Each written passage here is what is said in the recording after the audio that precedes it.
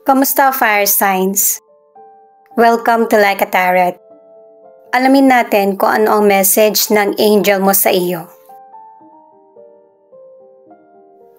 Para sa career mo, money at saka health. Meron pang additional sa huli. Paalala para sa mga bagong viewers na ang reading na ito ay timeless reading, general reading at guide po lamang kaya hindi magre-resonate sa lahat.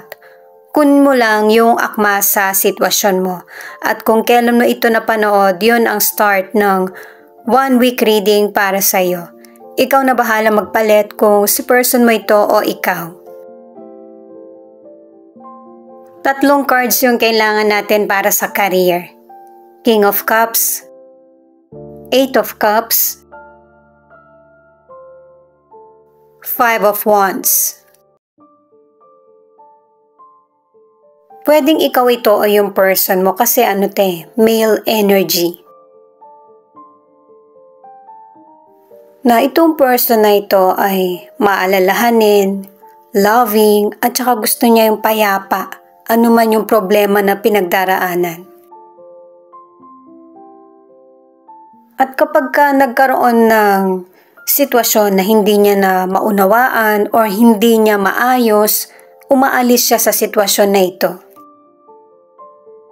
Hindi niya kayang resolbahan yung disagreement o kaya yung wala nang kapayapaan sa sitwasyon o kaya sa relasyon. Nakadalawang cards na rin na itong person na ito ay mature. At saka pinapakita rin yung ayaw niya. Yung konting problema ay pinapalaki. Sa career or negosyo, nakakakuha ka ng idea sa ibang tao or sa boss mo. Ang ilan naman nakakakuha ka ng suporta mula sa mga kaibigan mo sa trabaho o kaya sa negosyo. Pero sobrang pressure ka sa trabaho mo at may mga tao sa paligid mo sa career o negosyo na hindi ka maunawaan. Maiksi kasi yung pasensya ng mga taong nakakasalamuha mo or kasama sa trabaho. Ang tingin nila sa iyo ay kakumpetensya kahit na hindi naman ito yung iniisip mo or pinaparating sa kapwa. Ang advice ng cards ay huwag mong gamitin yung emosyon mo. Mas gamitin mo yung isip mo na para maresolbahan mo yung problema na ito. Matatalo ka lang naman dahil sa emosyon Kasi dahil sa magiging sensitive ka sa maririnig mo. Pero kung wise ka, mas gagamitin mo yung isip mo na magtatrabaho ka. Magpo-focus ka sa karir mo o negosyo. Kasi kahit naman saan ka mapunta may kompetisyon. Pero kung hindi mo ito kaya, pwede naman hindi mo ipilit. Meron pa namang second option. Yung magpalit ng career. Pero maging ready ka din sa mga susunod na gagawin mong hakbang. Magaling ka pala sa career 9 of Pentacles. Kasi ang ilan sa inyo, nakakaya mo yung trabaho mo. Kaya pala yung iba, binubwisit ka. Para syempre hindi ka makapag-focus lalo na't may tumutulong sa iyo. Success yung card na yan guys. At mas lalo pang magiging successful ka. Kaya mas mag-focus sa career. Sa mga single, may mga potential person na magkaka-interest sa iyo. Hindi lang ito isa. Isa sa kanila nakikitaan mo ng potential na may magandang pag-uugali. Kaya lang, yung bang iniisip mo din na baka maulit yung nakaraan. At tingin mo baka lokohin ka lang din niya or hindi kayo magtagal. Ayan, pangatlong card na ito na napapangunahan ka talaga ng emosyon mo. Hindi ito healthy sa paligid mo, sa kaisipan at saka sa kalusugan. Kailangan mo tong baguhin. At saka kung meron kang panonoorin na content online, kailangan yung positive, para masisimulan mo yung araw mo or buhay mo ng happy. At saka single ka man or nasa relationship, kung ano man yung nangyaring negatibo sa nakaraan, yan yung magpapatatag sa iyo. At saka mas magbibigay linaw sa mga decisions mo. Sa mga nasa relationship, ang tingin ng person mo sa relationship nyo ay meron kayong future. Pero kapag nakikitaan niya na pinagdududahan mo siya, yun yung pinakaayaw niya. Kapag nagtatalo kayo, naiisip na ng person mo na katapusan na ng relasyon nyo. Ang ilan sa inyo nag-aalala yung person mo, kaya minsan tahimik na lang siya. Six of Cups, Queen of Pentacles in reverse at the Emperor. Ito yung patungkol sa money. Sa cards na ito ay pinapakita na napaka-loving mo talaga na person. Kasi ayaw mong nakikitang nahihirapan yung mga tao sa paligid mo. Ang ilang tao, nagkakaroon ng maling akala sa'yo na materialistic ka.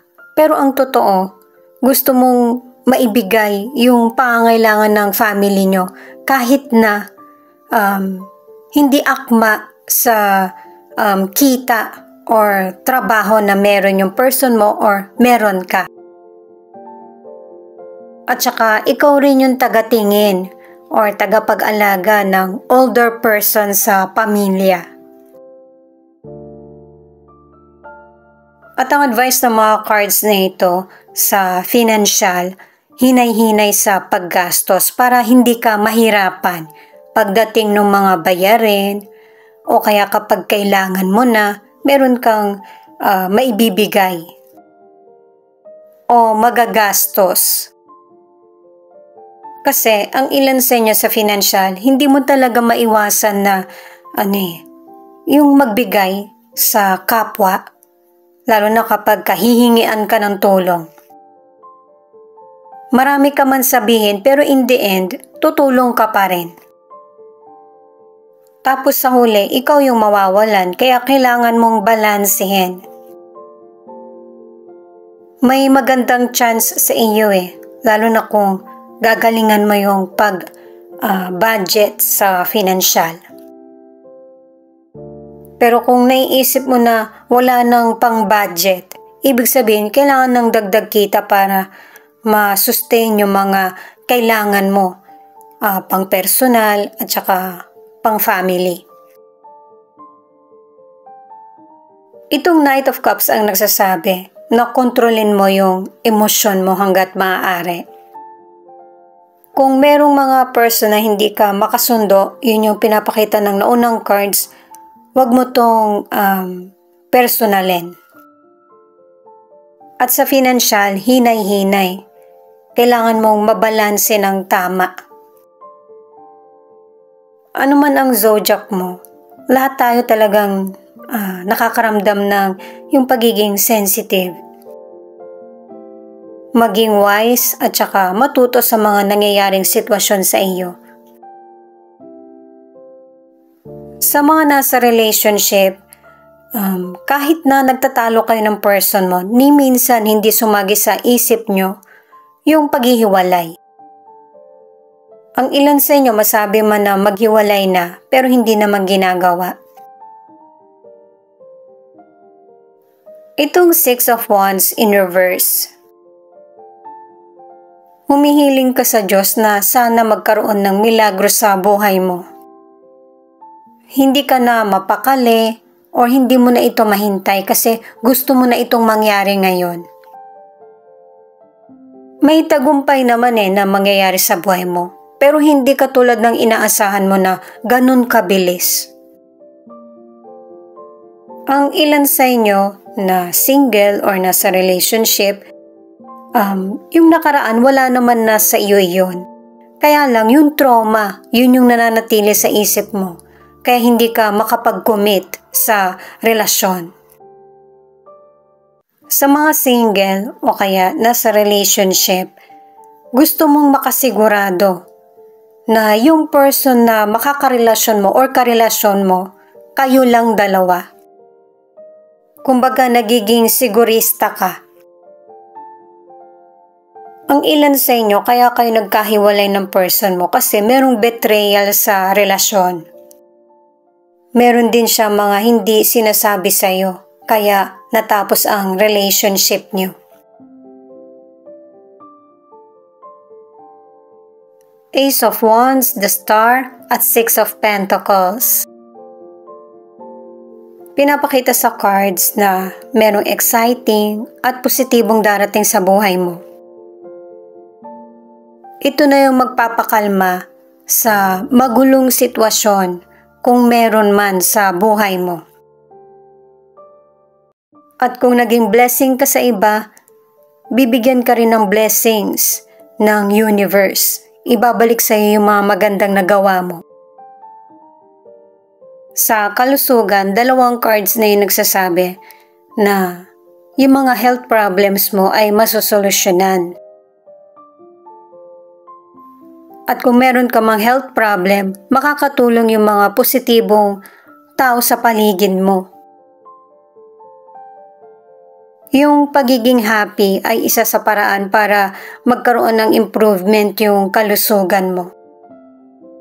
Ang ilan kasi sa inyo, minor lang yung health problem mo. Sa mga nasa relationship, very positive itong 3 cards na ito. Magkakaroon kayo ng time together ng person mo. Maraming maganda at saka hindi mo inaasahan na mangyayari sa relasyon nyo.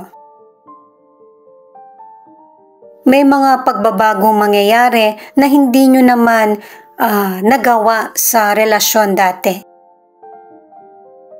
At saka, ito na yung time na mababalanse nyo na ng person mo yung relationship, lalo na't meron kang cards na stable ang relasyon nyo. Paalala din ng cards na iwasan mo lang yung mga issue na balikan. Hindi gusto ng person mo iyon.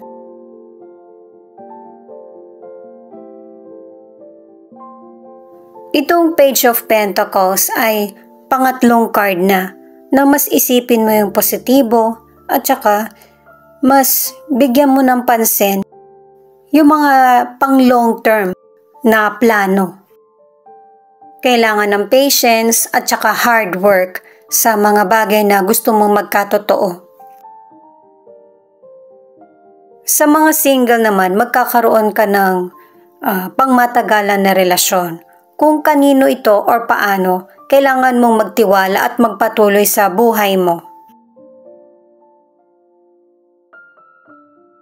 Ito munang additional card, Knight of Pentacles in reverse.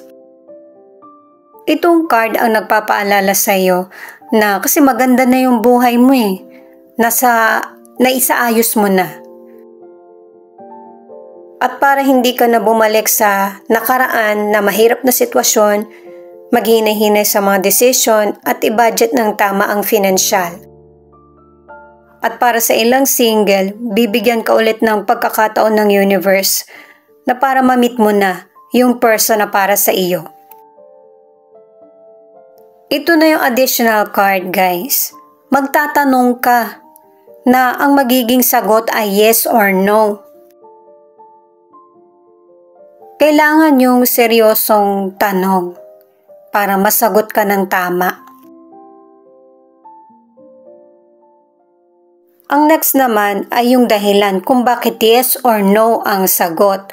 At yung pangatlong card naman ay yung advice ng angel mo or ng spirit guide mo. Mag-isip ka na ng tanong habang hinahanap ko yung cards mo.